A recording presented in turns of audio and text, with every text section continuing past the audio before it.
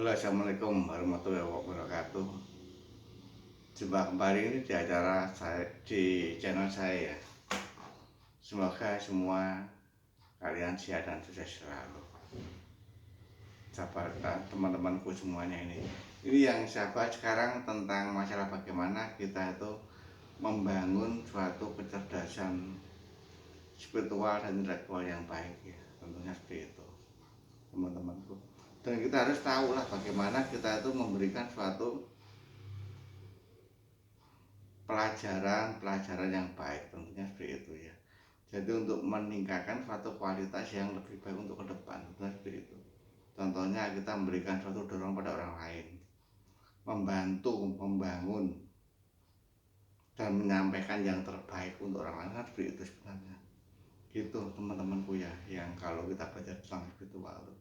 Di spiritual itu kita harus membangun dari hati kita sendiri. Batin kita itu harus diolah dengan pemikiran yang lebih baik untuk kedepannya seperti itu. Jadi ya apa adanya, namanya orang spiritual seperti itu ya. Jadi apa yang kita sampaikan dengan kemampuan yang apa adanya, tapi mempunyai isi apa yang kita sampaikan dengan baik. Gitu teman-temanku ya, harus paham di situ dulu lah. Jadi tentang apapun yang kita lakukan harus kita memberikan satu contoh-contoh yang baik. Apa yang tentang spiritual gitu. Spiritual itu tentunya harus tahu terawang itu penting ya. Jadi penerawang itu sangat penting sekali itu kan di dalam spiritual, apalagi kalau namanya orang spiritual itu harus paham betul lah tentang namanya terawang tadi itu gitu teman-temanku. Jadi nggak boleh dilupakan tentang terawang, terus kita dalami betul gitu. Itu teman-temanku seperti itu apa yang saya sampaikan ya. Semoga bermanfaat juga untuk semuanya gitu. Untuk ngobatin orang apapun juga harus menggunakan terawang juga dengan suatu tenaga energi prana seperti itu teman-teman. Jadi harus ngerti tentang spiritual. Jadi kita pembahasannya yang sekarang ini harus kita itu bagaimana menciptakan suatu kedamaian hati dulu. Kita harus tenang dulu dalam diri kita, itu harus terpelajari dengan ketenangan jiwa dulu. Batin kita tenang, tentunya sama orang lain juga tenang. Batin kita itu jujur, otomatis sama orang lain juga kita jujur memberikan arah yang apa adanya seperti itu. Gitu teman-temanku. Jadi orang spiritual itu harus kan membangun suatu kejujuran apa yang kita sampaikan pada orang lain. Itu spiritual ya gitu. Soalnya pakai batin. Kalau batin itu kan nggak bisa dibohongin ya. Kalau pikiran itu masih bisa kan gitu sahabat teman-temanku. Kalau kita tuh belajar tentang spiritual harus bisa memahami betul tentang spiritual itu bagaimana antara spiritual yang baik sama yang apa ya, yang baru belajar harus bisa memahami lah kan gitu teman-temanku ya. Jadi orang spiritual itu harus bisa mengerti tentang namanya penjelasannya bagaimana dengan baik gitu. Contoh saya sendiri pribadi lah, untuk menerawang orang tentunya harus bisa, itu dituntut. Kalau orang spiritual ya harus tahu gitu. Kita menerawang orang yang di mana, mungkin di Kalimantan atau di Surabaya atau di Bandung, itu insya Allah bisa itu dengan prediksi tadi terawang tadi itu gitu teman-teman. Itu namanya spiritual. Jadi orang spiritual itu saya pribadi ada yang di YouTube sama yang langsung ketemu juga sama, nggak ada bedanya seperti itu. Jadi terawangan saya itu seperti itu. Jadi seperti apa yang disampaikan di YouTube sama yang ketemu langsung seperti itu. Jadi nggak ada yang saya beda-bedakan. Harus tahu di situ terawang. Gitu. Kalau kita tuh ketemu orang pinter, kuncinya satu teman-temanku.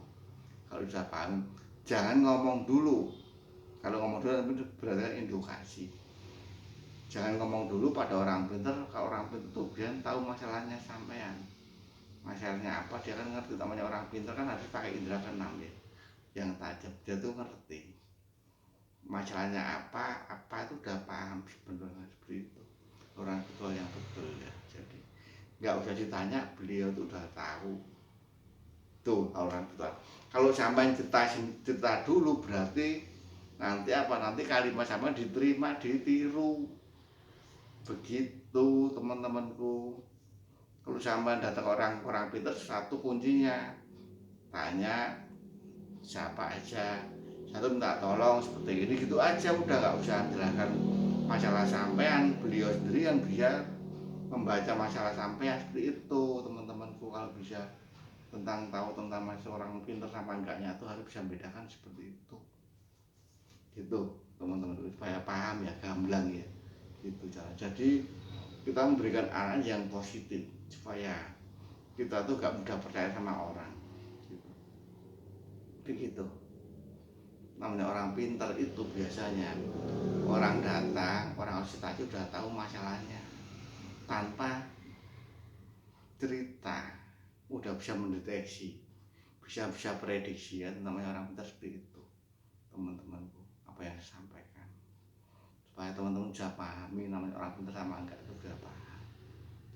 Jadi gitu, bisa membedakan seperti itu, bisa membedakan, nanti akan ketahuan di mana kualitasnya itu yang teruji, orang pintar akan tahu gitu teman-temanku, kalau paham. Jadi namanya spiritual itu semua pembelajaran harus selalu belajar terus, mengisi satu sama yang lain. Jadi nggak ada yang ampuh orang spiritual. Soal kuncinya apa ya, kuncinya satu, cuma belajar dan belajar untuk yang terbaik untuk orang lain juga.